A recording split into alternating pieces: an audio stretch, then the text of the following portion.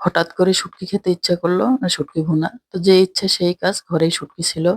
এটা হলো বৌদুলালি শুটকি। তো বৌদুলালি আপনারা কে কি নামে চিনেন আমি জানি না। বৌদুলালি শুটকিটা কিন্তু আমাদের অঞ্চলে খুব বেশি পছন্দ করে, খুব বেশি খায়। আমরা এটার নাম বৌদুলালি বলি। আপনারা কি নামে বলেন অবশ্যই কমেন্টে জানাবেন। এই শুটকিটা ভুনা করলে কিন্তু খুবই দারুণ স্বাদ হয়। এটা কিন্তু সামুদ্রিক শুটকি। আমি কিন্তু আদা রসুন বাটা দিছি। কিন্তু এরপর আমি গোটা রসুনের কোয়া দিব। কারণ রসুনের কোয়া দিলে কিন্তু রান্নার স্বাদটা বাড়ে। খাবারের সময় যদি ১ টা ২ টা করে কোয়া পাতে মানে ভাতের সাথে মেখে নেওয়া যায় তাহলে কিন্তু খাওয়ার স্বাদটা আরো বেশি, বেশি বেড়ে যায়। শুটকির মজাটাও মানে মুখে লেগে থাকে।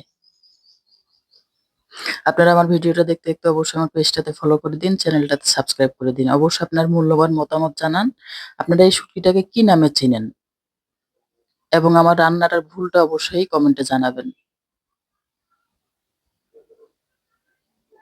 আমি রান্না শিখাই না, আমি রান্না শিখি। তবে মাঝে, মাঝে আমাদের অঞ্চলে কিভাবে খায় আমি সেটাই শুধু ধরি। আমার শুটকি ভুনা প্রায় হয়ে গেছে। এর সঙ্গে কয়েকটা কাঁচামরিচ দিব। আর একটু ভাজা জিরার গুঁড়া। এটা দিয়ে আমি একটু দমে রেখে দিব। তাহলে কাঁচামরিচের সেন্টটা কিন্তু দারুণ হবে।